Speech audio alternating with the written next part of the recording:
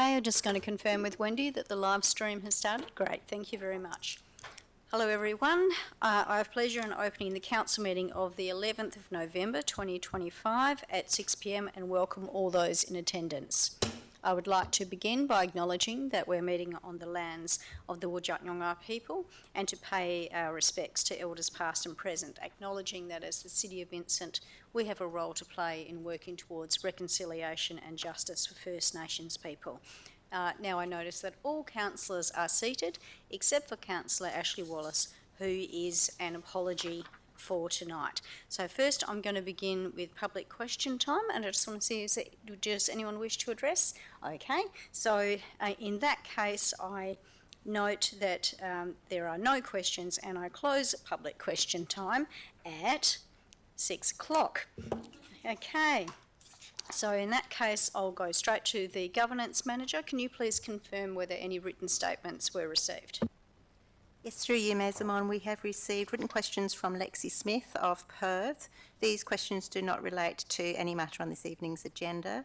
They have been circulated to council members and responses to each question will be provided in the December council agenda. Okay, I haven't received any applications for leave of absence, but do any councillors wish to make an application? I haven't got any in front of me. Okay, I'm going to just check. Governance Manager, you've got an application for leave of absence? No, I haven't received any applications. Okay, so Councillor Castle, you have an application you wish to put? Yes, it is on my agenda. Okay. At number 4. And that, okay, so can you Right. just pull that up? Oh, I don't have Just it so in you front of know, me. it's an application for leave from the 22nd of November to the 8th of December. 26, and that's for yourself, obviously. Well, me, yes. On to the 8th. Okay, so we have an application for leave of absence for Councillor Castle from the 22nd of November to the 8th of December. Do we have a mover for that? That's moved Councillor Warner to seconded Councillor Wolfe. All those in favour? Okay, that's carried unanimously. Thank you very much. Are there any other applications for leave of absence? Okay, moving on. Okay, so I have approved a deputation for tonight, and this is from David Reid, the Senior Principal of Planning at Element Advisory, and this is in relation to item 9.3, the lease for Kids Galore. So please, you've got 5 minutes. Do you have a presentation by any chance, or are you just presenting? I'm just presenting. No worries. Okay, so over to you. Yes, thank you, Madam Mayor and elected members. So this item was considered in August 2024, where Council resolved to extend the lease until December 2027, subject to virtually the same terms and conditions that are before you tonight, except now that you have it reinforced through public advertising, the role that Kids Galore play in your local community. Whilst there may be other centres popping up, there are none that provide the service offering that Kids Galore do, and none that achieve exceeding the national quality standards for childcare. It also needs to be remembered that Kids Galore has been an exemplary tenant at Kialla for over 20 years, when the city originally leased the premises to Kids Galore, despite the same 1941 deed of trust that still exists today. And there was the councils at the time that simply granted the original lease and extended it again in 2012, despite it being contrary to the intent of the trust. Kids Galore is more than aware of the lease expiry and has, and still is, doing everything it can to relocate. In fact, Kids Galore would have already relocated in 2021 if the application for planning approval was approved on the old Ellesmere Road, Mount Lawley Police Station site back in 2019. Since this time, Kids Galore has undertook extensive research for a scarce inner city land that may be suitable for a childcare centre, has spent $4.5 million on an alternative site at London Street, secured planning approval with the city's support in record time, only to find that there was no power left in the system to support the development, then has waited over 3 years for the undergrounding of power, has suffered through COVID and all the upheaval that came with that, redesigned and informally lodged a completely new development application for a 114-person childcare centre with upper-deck parking, while still waiting for power to be kindly undergrounded by the city and Western Power, got hit and is still getting hit with the post-COVID unprecedented increases in construction costs, has investigated all options of trying to secure a developer or investor and securing a larger site that may be attractive to a larger developer where Kids Galore may simply become a tenant, and has now designed and is running to ground the costings of a new 2-storey, 146-place childcare centre, while still looking at all options to either viably buy or build a new centre. Kids Galore is more than aware that the clock is ticking and that there are 3 neighbours that want the other half of the park completed. They fully understand the conditions of Council's and the Attorney-General's extension before you tonight and know that it's crunch time, with further extensions unlikely. We simply request the extension to December 2027, as already approved by the Attorney-General and Council's previous 2024 resolution, and we will continue, like we've always done, to openly work with your administration team to hopefully secure the orderly transition of Kids Galore community to a new facility. Thank you. Thank you. Thank you very much for that. Okay, so we've also received a petition, and that is a petition containing 13 signatures, which has been received from Nathan Kalea of North Perth, WA 6006. The petition requests that Council conduct a formal traffic assessment and implement suitable measures to slow vehicles, improve sightlines, and enhance the safety of all residents, drivers and pedestrians using the Vine Street and Hamill Lane intersection. So we have confined the presentation to the reading of the petition, which I've just done, and the only motions that can be considered are that the petition be received, or that the petition be received and a report be prepared, or that the petition be received and be referred to a committee for consideration and report, or that the petition be received and be dealt with by the Council. And I would like to propose that the petition be received and a report be prepared. Do we have a mover for that? Moved Councillor Castle, seconded Councillor Wolf. All those in favour? Okay, that's carried unanimously. Okay, so now we move on to the confirmation of minutes, and we've got 2 lots of minutes that we need to look at. So the first one is going to be, the first proposal will be that the minutes of the ordinary council meeting held on the 7th of October 2025 be confirmed. Do I have a mover for that? Moved Councillor Warner, seconded Councillor Castle. All those in favour? Okay, that's carried unanimously. Thank you. And then the second proposal is that the minutes of the special council meeting held on the 21st of October 2025 be confirmed. So do we have a mover for that? So that's moved Councillor Warner and seconded Councillor Castle. All those in favour? Okay, that's carried unanimously.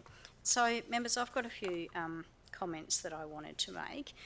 This is, of course, November, and November marks many things, and we've been noting as a council Pride Month, and we've also noted that today is Remembrance Day. But November also marks Asbestos Awareness Month, and I did want to make some comments about the ongoing threat that asbestos poses within our community. We know, of course, that asbestos was banned 20 years ago, but we also know that particularly in older areas like Vincent, that we've got numerous homes and schools and workplaces where there is still a significant presence of asbestos.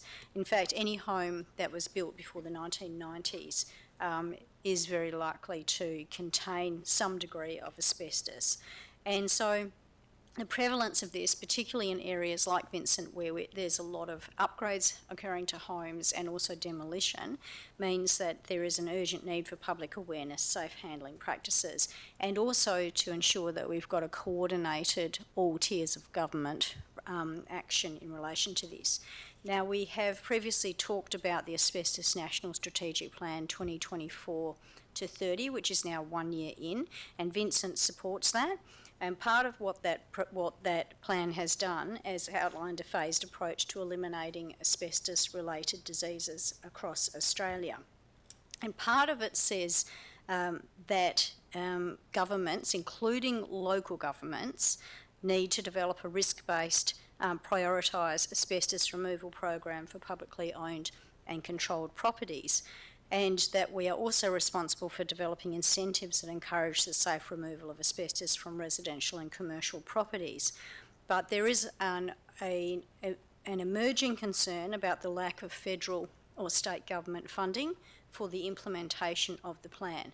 Now, this may indeed be something that is going to be pursued, but if so, that is yet to be revealed, and there is a grave concern about the lack of detail around this, because if councils are going to be left to foot the bill of being required to remove the asbestos in our buildings, it's going to be hitting our ratepayers.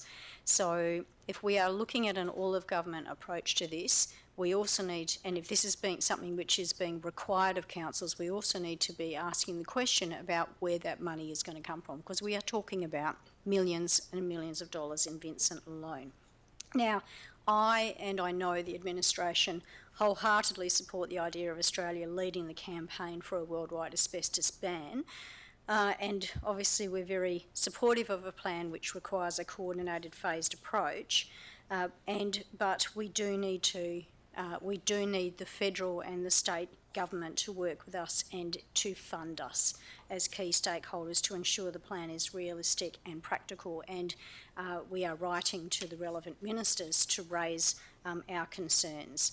Now, I'm aware that a whole of government action plan supported by monitoring activities is being developed in WA, but we need to ensure that as that's being developed, we have early and ongoing engagement with local government as probably one of the main stakeholders, to ensure that when they are passing the plan, that it's going to be both realistic and practical. So it is important that we ensure that governments are taking seriously the concerns of local government and the implications if they don't look at funding us. We are here to work in partnership, but we need to ensure that it is something that can genuinely work. And I have to say it's really interesting and timely that as we are talking about asbestos removal in November, that I'm aware that even just in the last week that our team has continued to respond to concerns from the community when they see that asbestos within our community is potentially being removed or tampered with inappropriately. I'm aware that there was one incident where asbestos was effectively being smashed up, and that was addressed very quickly by our team. And I'm also aware, for example, that there was another incident where a concern about asbestos being smashed up was investigated promptly within 20 minutes. That's sort of ambulance time frame, okay? and was found not to be asbestos. But I'm very grateful to those members of the community who are reporting that, because if it is asbestos, it's a massive, massive health risk. So I'm very pleased that people are doing that, and huge kudos to our team who continue to be so quick to deal with this, recognising what a serious danger this is. So, as I say, we're writing to the relevant ministers. We are very supportive of the national plan, but we are going to have to make sure that we are on the front foot of ensuring we get appropriate levels of funding to address this, because it will effectively cripple us financially as a council if we're expected to remove all asbestos without getting any money to assist us to coordinate and actually undertake those works. Okay, so CEO, I'm going to move to declarations of interest. I understand there's at least one. I'm going to get you to read that out first before I ask for any others. Through you, Mayor Zaman, I declare impartiality interest in relation to item 12.1, which is the appointment of council members and community representatives to advisory groups.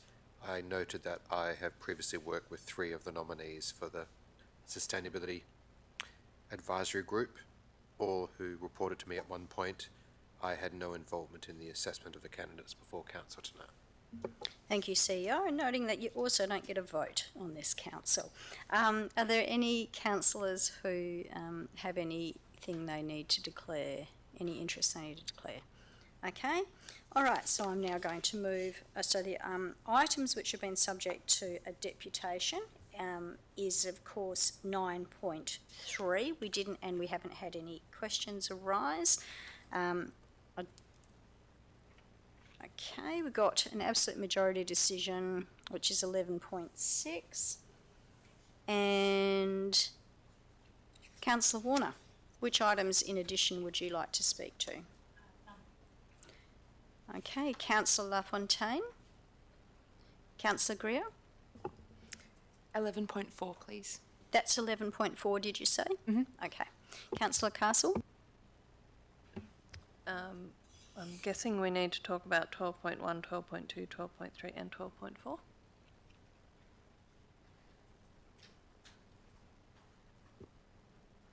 I don't have to say it now. Thank you. Councillor Whedon. None, thank you. Councillor Wolf. 9.2 and 12.6, please. 9.2 and 12.6. And Councillor Poulios? None for me either, please. Okay, and I had in addition to that 11.5. Okay, so we'll just quickly go to all the items and we'll see which ones can be passed on block.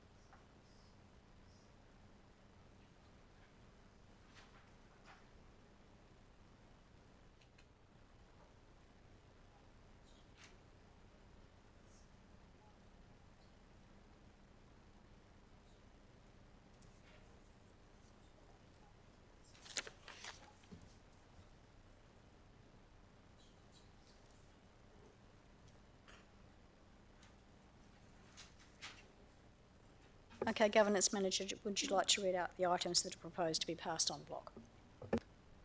Yes, through you, Mayor Zaman, the on-block items listed are items 9.1, 10.1, 11.1, 11.2, 11.3 and 12.5. Okay, so do we have a mover for that? Moved Councillor Warner, seconded Councillor Greer. All those in favour? Okay, that's carried unanimously. All right, so now we move to the first item, which is 9.3, outcome of public notice, proposed lease to Kids Galore, number 15 Haynes Street, North Perth. Do we have a mover for this? Moved by Councillor Castle, seconded by Councillor Poulios. Thank you very much. Councillor Castle. Thank you, Mayor. I'm supportive of the officer recommendation. I think that, given the circumstances, it is appropriate to approve the extension of the lease. This has been a very difficult item for council to deal with over a number of years, and there has been a need to balance the needs of the community, both in providing public open space and also providing childcare for our community, which is, we know, is in short supply, and of course understanding that this particular lease has been in breach of a deed of trust for its entirety. So I certainly know that administration have worked really hard over the years, and council has to try and manage the transition to what this park, this particular reserve needs to be, which is public open space. But I do acknowledge that the Kids Galore has had a number of hurdles and difficult situations that they've had to deal with, being with their Ellesmere property, with the London Street property, with COVID, with all of the other barriers that have stood in their way, and that it has been a rough road. But having said that, I think it is important that we are very tight on our timelines, and that everyone understands that the end goal must be met, and that is that this entire reserve is returned to public open space. I'm comfortable with the clauses that we have in place, and particularly the milestones to ensure that we do meet these 2 years. I certainly don't want to see this back again in 2 years for another extension. I'm sure no one does. But yeah, having said that, I think that I'm happy to support it as it is now. Councillor Poulios, do you wish to make any comment? No comment. Does anyone else wish to speak to this item? I'd like to make a couple of points. I also accept the recommendation from from the officers, but I want to indicate that that is with great reluctance. It is of concern to me that this continues to be in breach of the trust, which is unlawful, and we shouldn't paint too. We need to be very clear that that is the implications of this. I also wouldn't be expecting that the Attorney General will continue indefinitely to be providing those exemptions. And I am aware that it's more than just 3 residents who are concerned. It might be 3 residents who've responded to who've responded publicly, but there are many more residents that are gravely concerned about this. I have no doubt about the quality of the service that's provided by Kids Galore, and I've been out to the Kids Galore site that's out on London Street, and it is it's a very good service. But that doesn't justify ongoing breach of the deed and the use of the land.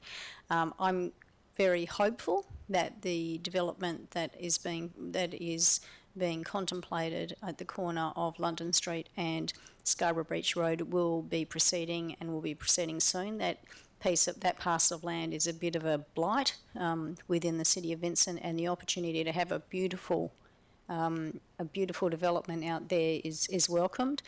And I also acknowledge that the delays were caused by Western Power in terms of the refusal to ensure upgrades to the site in a timely manner. Seems to be a bit of a theme with that, and that's very, very disappointing. So certainly recognise that there was a range of events that have led to this situation, but I think it's very, very important that both Kids Galore and also the parents who are currently at that site recognise that this is pretty much the last extension that's going to be granted, not just by the council, but I suspect also by the Attorney General as well, and for good reason, because that was never how the land was intended to be used. Does anyone else wish to speak on this matter? Councillor Castle, do you wish to say anything in conclusion? Okay, I'll put the proposal. All those in favour? Okay, that's carried unanimously. Thank you very much. Okay, so now I move on to 9.2, Public Health Plan 2020 to 2025, Annual Review. Do I have a mover for that? Councillor Wolfe. Do I have a seconder for that? Seconded by Councillor Greer. Councillor Wolfe. Thank you, Mayor. I just wanted to start by acknowledging the huge amount of work that has gone into implementing this plan and coordinated across so many different teams within administration. I think it's safe to say that as councillors, we're really proud of our health team and the other teams that support implementation of this work and what you've achieved. We don't just say here that we take our residents' health seriously, we act on it, and we do that really well. I also just wanted to touch on a couple of other points. Firstly, thank you for acknowledging LifeVac in the updated report.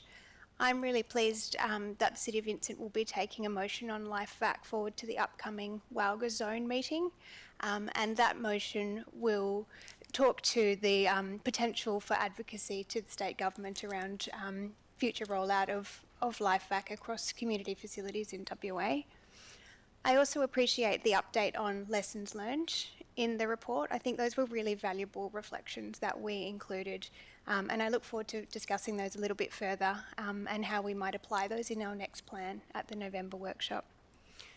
My own reflection that I touched on at the briefing was that our residents really know and they really believe in the outstanding work that our team does around health.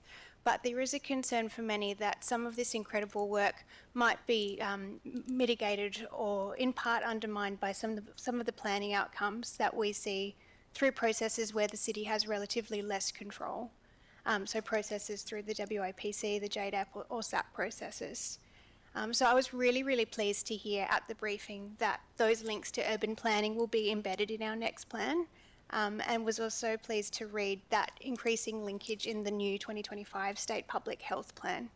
And in having a look at that plan, it occurred to me that the plan really talks about two quite disparate aspects in public health that are relevant to us here. Firstly, the links to the positive planning processes like green open space and environments that support active living. But the community concern that I'm talking about was also reflected there in terms of those types of development outcomes or inappropriate land uses that could make you very sick or worse. So I think it's really important that in our next phase that we are reflecting both, and whatever we can do to strengthen our plan and our document to protect against hazardous planning outcomes will be really important. I also just wanted to foreshadow that I have a small amendment, but happy to speak to that once others have had a chance to speak. Thanks. Councillor Greer. Thank you, Mayor Zaman. I'm just looking at this list of achievements in this plan. I think we've got so much to celebrate. And I think particularly the words that stand out for me are leadership. We've got some tremendous programs that we've been leading on in the nation in this plan, and that's really exciting. Of course, the tobacco control ones stand out for me, but also the 40-kilometre-hour speed, slower speed projects. I think that's been tremendously beneficial to our community. The other word that comes to mind is agility. I think it's important to note that the role of COVID falling in the remit of this plan and the huge amount of agility that was required by this team to deliver on those projects through that period. So thank you for that. With that agility comes such a huge range. We've got the massive events like the FIFA Women's World Cup at HBF Park, which is much celebrated. We've got everything that our community loves. We've got the plant sales, we've got the skate space. It's just massive. And I think it would be remiss to go without a massive congratulations to the team, but also to the whole city and its approach to leading this. And I'm really excited to see what we can do with our next public health plan. So thank you very much. Does anyone else wish to speak to this item? Councillor Wolf, I'm going to go back to you because you have an amendment. Thank you, Mayor. I'd like to move that now, if I could, please. This amendment, it occurred to me at about midnight last night that... So before you do that... I do that every time. It's okay, I completely understand. Lisa, before we move to the mover and seconder, so can we just make sure that people know they are going to the lemon page. Okay, so it's been moved by Councillor Wolf. Do we have a seconder? Seconded by Councillor Castle. Councillor Wolf. Thank you, Councillor Castle.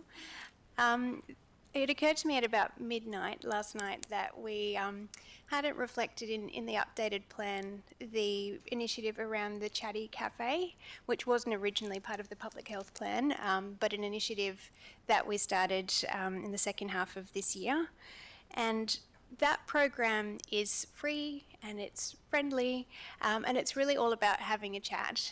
So we've had monthly sessions run by city staff which are open to everybody just to come down, have a cup of tea and have a chat to connect with other local residents. And why I'm so passionate about this program is because you just never know what's happening in somebody's life and what an impact just having a small chat and having a small amount of connection can make in their day and in their lives. So I was really pleased to see that this program has had really good uptake. Councillor Warner and I popped past at the last session and it was really wonderful, it was beautiful. But I note that the program that we've had in place now will cease in November. So it's a good chance just to acknowledge the work and the benefits that have come out of the program that we have, but also to consider how that program might continue on in the future. I think there are a number of different forms that might take, be it something that's still council-led, be it something that's self-sustaining and community-led, or something that we just throw open so it's not so much a case of people meeting in the community centre, but perhaps it's about turning every park bench into the potential to be a chatty bench or having a chatty table in cafes across Vincent. So lots of potential in terms of how we do it and what those outcomes could be, and really keen to discuss that as part of our workshop on the next health plan. Councillor Castle. Thank you, Mayor. Thank you, Councillor Wolf. I support this amendment. I think it's a great initiative that I know Councillor Wolf was actually involved in suggesting to administration. And I think it is important that we're recognising all the different ways that we are influencing our community's health, not just in their physical health, but their mental well-being as well. And isolation, as we know, is something that a lot of people face as an issue. I strongly support us investigating this to become part of a deliverable for the next iteration of the health plan. And I also just want to acknowledge that I think, picking up on Councillor Greer's word of agility, that there was a lot of opportunities that came up in the time that this health plan was in effect. And administration really showed that they were willing to and ready to adopt those as new ideas, even though it might not have made it into the original plan. So that's great to see. Okay, does anyone else wish to speak on the amendment? Okay, so I'm going to put the amendment. All those in favour? Okay, that's carried unanimously. So, does anyone else now wish to speak to the amended proposal? Okay, so do you wish to say anything in conclusion, Councillor Wolf? Okay, I'm going to put the amended proposal. All those in favour? Okay, carried unanimously. Thank you very much. Okay, so now I'll move on to 11.4, which is the advertising of draft Youth Action Plan 2026 and beyond deliverables. Councillor Greer, you wish to move? Yes. Do I have a seconder? Seconded, Councillor Castle. Councillor Greer. Thank you, Mayor Zamon. I just wanted to take a moment to say thank you for the amendments following last week's briefing, the questions that I raised, to include a clearer focus on supporting neurodivergent young people, specifically the inclusion of sensory friendly. To me, even though it's a few simple words, it really will make many more members, if we achieve it, more comfortable and welcoming in our community, enabling more people to engage in social interaction, communication, and fostering better connections and understandings amongst people who are neurodivergent. So thank you for that. I also just want to acknowledge, which I don't think we got to last week, the many young people who've input through this process so far. I think it's been such an achievement of this process to get more young people and their voices through what we've got before us. And I really, really hope that as many young people as possible are included through the next stage of the consultation when it comes back to us. Today, I did get the opportunity to listen to a podcast that was put out by the Daily Oz, and they did a report of a study of over 5,000 young people from across Australia that described that many young people trust their own abilities but have lost faith in the institutions that should support them. And it's my hope that through further engagement of young people through this draft action plan, that we can get to a plan that will continue to build trust and support with young people in Vincent. So thank you for all the work that's been put into it today. Councillor Castle. Thank you, Mayor. I'll echo a lot of that. I just want to say congratulations on this very exciting second iteration of our Youth Action Plan. As I'm sure many of you know, this has been a bit of a passion project for me in my time on council, and so I'm so thrilled that we're now into our second version of this. It really shows the growth that we've had over that time. I really want to also acknowledge the amazing work from Yakwa together with administration in pulling this together. As Councillor Greer has said, they've managed to reach so many young people, which is often the biggest barrier to development of these plans.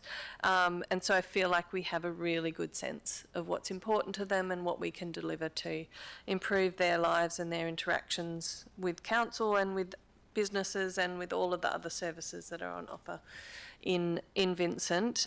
Thank you for the amendments from last week. I think that is all really going to add to a very exciting time for delivery of youth-focused services and facilities and events in Vincent. So thank you. Does anyone else wish to speak to this? Councillor Wolf.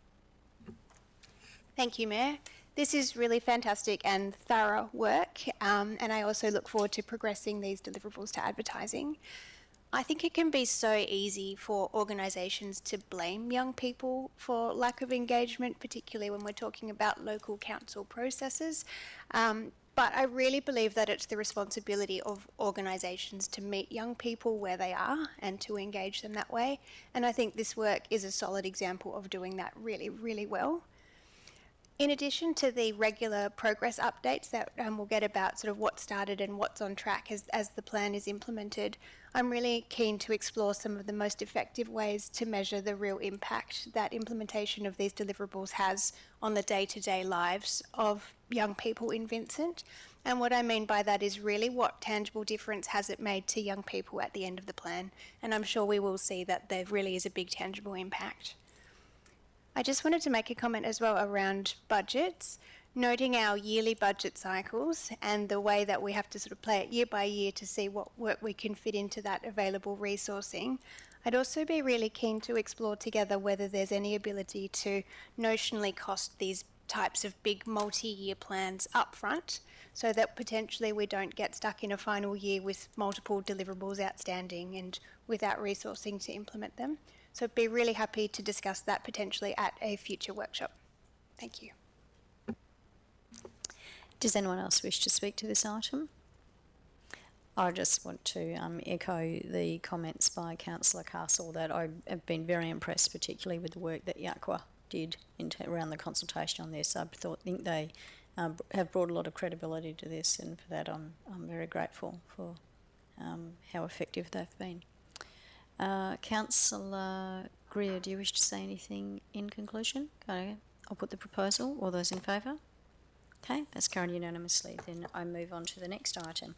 And the next item is 11.5, Street Activation Policy. I just wanted to make a couple of comments, but I can't move it. Is anyone would like to move? Councillor Castle, seconded. Councillor Warner. Councillor Castle, do you want to say anything? Nothing good. No, I'll be polite. I support the recommendation reluctantly, only because we don't really have much of an option. I want to acknowledge that I know administration has worked so hard to find a way to make this work. And there's no reflection on anyone in this building and what they're doing. This is ridiculous red tape that has hamstrung what should be a really simple process to make small gatherings of our community on their own street to have a Christmas party or another little gathering safe. And it just frustrates me no end that we have ended up at this point where we have to repeal this policy. I'm sure and I hope that we will continue to advocate to state government to find a better way to manage these sorts of events. And in the meantime, thank you for the work that we are doing to support the community groups and the small groups of residents who would like to still gather in the local parks. Or I'm just frustrated, but what else can we do? Councillor Warner. I can't put it any better than that, but yeah, as a council member, as a community member, and as an event organiser, I bang my head against a brick wall about what this means, but I really appreciate what you're doing to find a way to make it work, so thank you. Thank you, councillors. Both of you have said a lot of similar things to what I wanted to say. I'm frustrated that we are in a position where we need to repeal this policy. It really feels like we're going backwards in terms of what we're trying to do to ensure that our streets are livable, community-focused places where people can gather and people can effectively ensure that their communities are gathering safely. I think it is absolute overkill in terms of what is being required around traffic management. My particular frustration is also that apparently residents are not even able to lawfully shut down a laneway, even if that laneway is not intended to be a thoroughfare. It's very common for the laneways to be used for people to gather for street parties, but also for groups of children to get together to be able to play, and that should be a legitimate and recognised part of how we can use our public spaces. I have to say that laneway cricket is a really fun exercise and the sort of thing that we should be able to encourage people to do within what is effectively an extension of their backyard. We have got the Love Your Laneway project, which is about trying to really encourage that activity in the public realm. And when we're having to withdraw these sorts of policies, which has effectively been forced upon us because of the changes at the state level, it's extraordinarily disappointing. So we're back to having our roads be all about the cars and not about community. And I'm hoping that we can still push forward to not only find solutions, because I don't think that parks are the solution necessarily. People want to be able to gather around their homes, but I think that it's one of those areas where we should continue with our advocacy to be at the forefront of having all areas of the public realm be people focused. Does anyone else wish to speak on this? Councillor Greer. Thank you, Mayor Zaman. It was actually a bit fortuitous. I was walking down the street and overheard one of our members of our community talking about this just a couple of weeks ago, talking about how great it was that they knew that the City of Vincent had a street activation policy. And my understanding is they expressed that we were one of the first to do that. And I think that that is just remarkable. I think I kind of cringed, going like, oh God, we've got no choice. Like, it feels like we've got no choice, that this has to go. It's no longer where we are. And to me, that's, like, it's pretty shocking, and it's going to be really unfortunate that if people see on the headline that we voted to repeal this without understanding the detail, that doesn't look in line with what we've very much clearly heard that people want to be able to achieve. I did want to say thank you for providing a bit more information about the criteria and the assessment score in the briefing notes. It's good to have that information, and it's my hope that as this gets communicated to the public, we can continue in like big letters. Like, our goal is to help you connect with your neighbours and find a way to have a good time and get to know each other, because that's what Vincent is at its best. So that's my hope will be supporting the officer recommendation, but I do hope that the community and the council can continue to be flexible and find a way to make great events happen. Does anyone else wish to speak to this item? Councillor Castle, do you wish to say anything in conclusion? Okay, I'll put the item. Yeah. All those in favour? Carried unanimously. Thank you. Okay, so then we move on to 11.6. We need an absolute majority for this. These are the budget amendments that have been proposed for this year's budget, 25-26 budget. Do we have a mover for this? Moved by Councillor Castle, seconded by Councillor Wolf. Councillor Castle, do you wish to say anything? Thank you, Mayor. Not much to say. I think this is entirely appropriate and sensible. It's a part of our usual process for budget amendments. Thank you for all the work that's been done. Councillor Wolf? Thank you, Mayor, and yeah, thank you to the finance team for ensuring that our budget aligns with the actual timing and the cost of projects, and for supporting that responsible financial management. I think this was also a really good reminder about the scale of our capital program. I really appreciate it. Does anyone else wish to speak to this?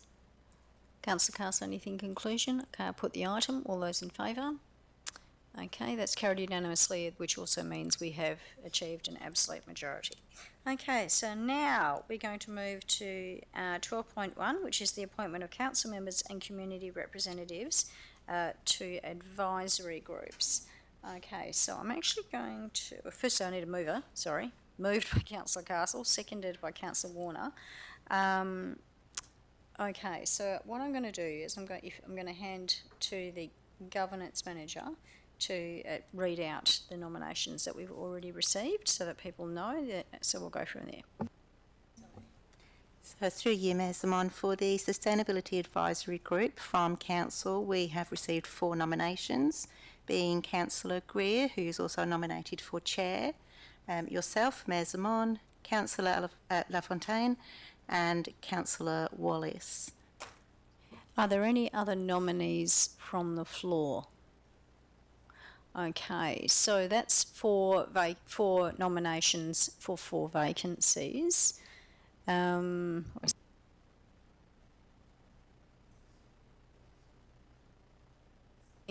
right, yes, okay, so we'll do that. And the second, and then, and I also, there's also a proposed amendment around that as well, but I'll also deal with the second part of the motion as well. So do you want to speak to the Arts Advisory Committee? So through you, Mayor Zaman, we have received 3 nominations for the Arts Advisory Committee, being Councillor Warner, who is also nominated as Chair, Councillor Whedon, and Councillor LaFontaine. Okay, so I'm just looking at Councillor LaFontaine, because we had been having discussions about whether you might want to do that. Would you like to withdraw your nomination for the Arts Advisory Committee? Yes, thank you, Mayor Zaman. Okay, so that's fine, so we'll clarify that. So the two nominees which have been received so far are Councillor Warner as Chair and Councillor Whedon. Does anyone else wish to nominate for the Arts Advisory Committee? Okay, so they are the nominations in front of us, noting that means that if we still do have two vacancies on the Arts Advisory Committee, which could of course be dealt with at a future meeting if people wish to be on that. Okay, so I will move first. I'll move now to.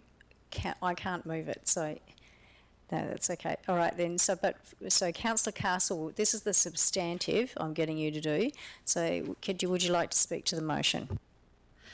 Yeah, thank you, Mayor. I don't really have anything to say on the motion as it currently stands, although congratulate all councillors who've put their hand up to be on an advisory group, and also very excited to see all of our community members who have nominated to be on the various advisory groups. And unless anyone else would like to speak before me, I will move the amendment on the SAGE.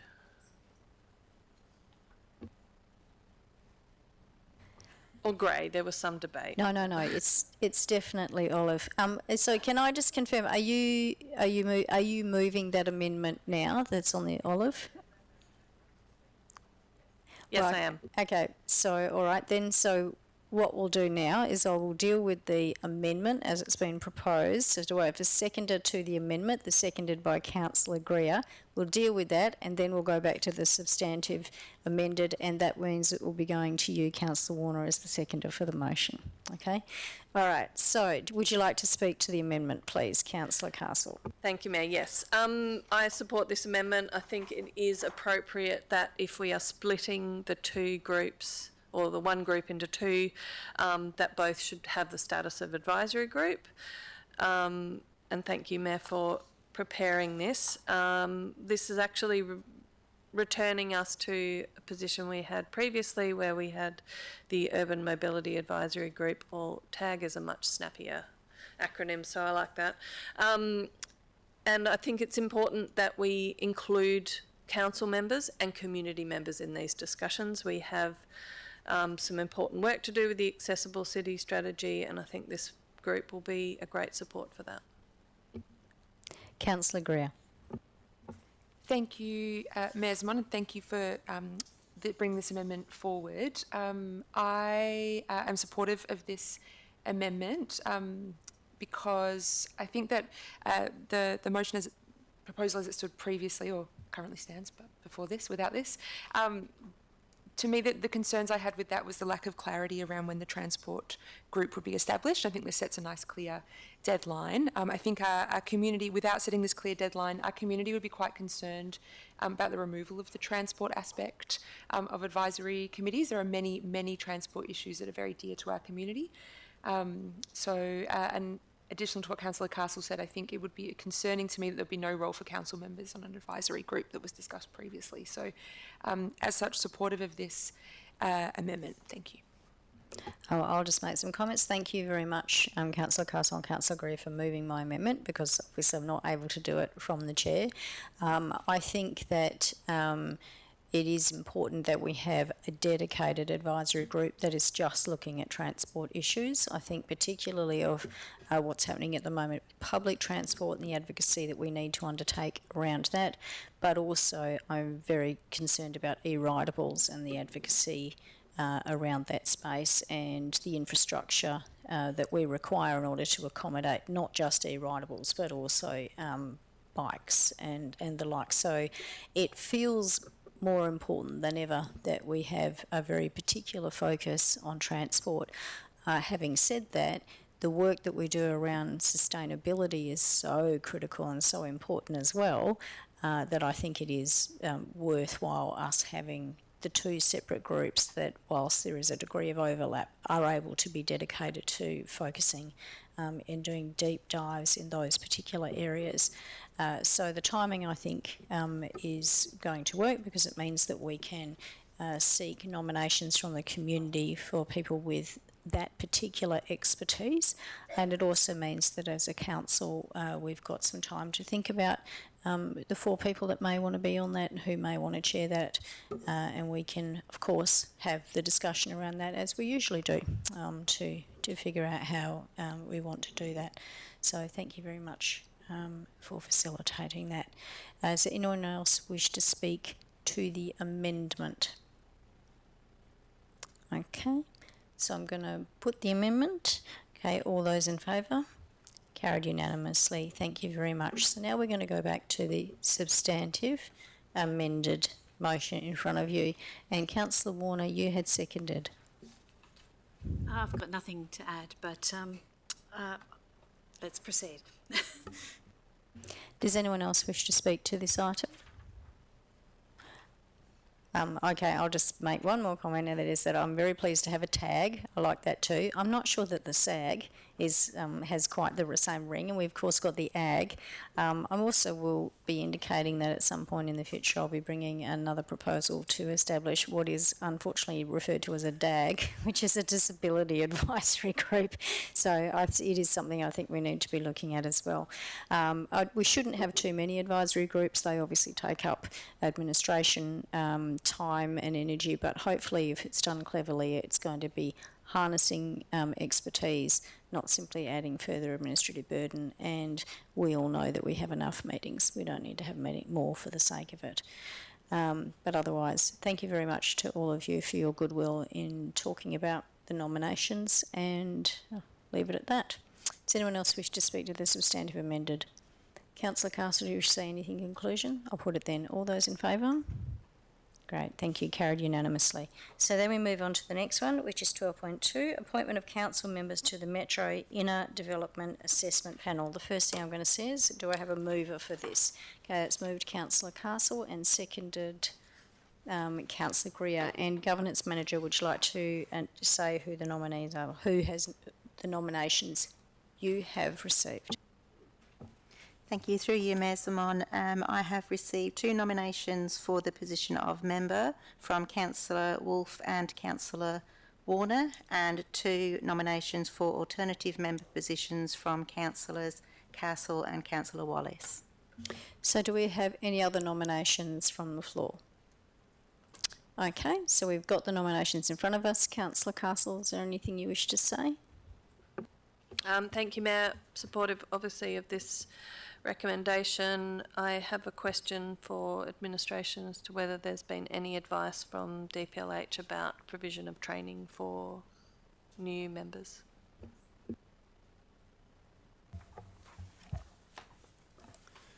Through you, Mayor Zaman, no confirmation from DPLH, but we will confirm, follow up and advise those members. Thank you. And, you know, as you well know, that's can be a bit painful. It does mean that until that training has been completed, unfortunately, Councillor Warner can't sit on a DAP. But thankfully, with the nominations that we have 3 trained members, so we can cover any DAP meetings that occur before that time. But obviously, we'll be hoping that training happens as soon as possible. Councillor Warner, is there anything you want to say? I'm ready and waiting, so thank you. Okay, does anyone else wish to speak to this item? Okay, I'll put the item then. All those in favour? Carried unanimously, thank you. Okay, so the next item is, 12.3, the appointment of elected member and deputy member to the Metropolitan Regional Road Subgroup Central. Okay, so do we have a mover for that? Moved by Councillor Castle, seconded Councillor Greer. And Governance Manager, what nomination?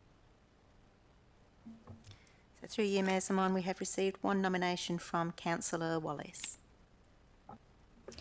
Okay, are there any other nominations for this position? Okay, Councillor Castle, do you wish to say anything? Thank you, Mayor. I just have a question. The recommendation has space for a deputy. What will be the position if we have no deputy? I should have called for nominations. Can I for nominate the Mayor deputy. Zaman as the deputy? Oh, thank you. Oh, I'd like to nominate for the deputy position.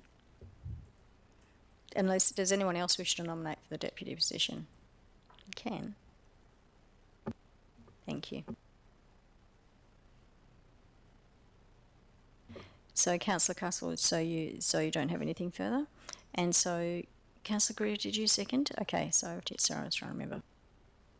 Okay, does anyone else wish to speak to this item? All those in favour? Okay, carry unanimously, thank you. So now we move to 12.4, appointment of council members to the Chief Executive Officer Performance Review Panel. Do we have a mover for this? So moved by Councillor Castle, seconded by Councillor Greer. Okay, Governance Manager, can you please tell me who the nominees are? Through you, Mayor Zaman, we have received 4 nominations, one being from yourself as Chair, Councillor Castle, Councillor Poulios and Councillor Wallace. So does anyone else wish to nominate? Okay, so no further nominations. Councillor Castle, do you wish to say anything? Councillor Greer, do you wish to say anything? Does anyone else wish to speak to this item? Okay, I'll put the item. All those in favour? Okay, good, carried unanimously. Okay, so now we'll move on to 12.6, the information bulletin. We have a mover, that's Councillor Wolf, and seconded by Councillor Warner. Councillor Wolf. Thank you, Mayor. I just had a quick question, please, regarding the register for SAT appeals. And my question relates to 235 Brisbane Street. At the August directions hearing, it seems like there were a number of milestones or key dates that were set. So I was just wondering if we know whether those were on track and if the matter was still on track for the final hearing on the 27th, please. Through you, Mayor Zaman, in short, yes, still on track. Is there anything else you wish to say? Okay, so Councillor Warner, any other items that people wish to speak to on this? Okay, so I'll put the proposal. All those in favour? Carried unanimously. Thank you. All right, so we've reached the end of our agenda. There being no further business to conduct, I thank all those in attendance and on the live stream, and I close the meeting at 6:56. Thank you.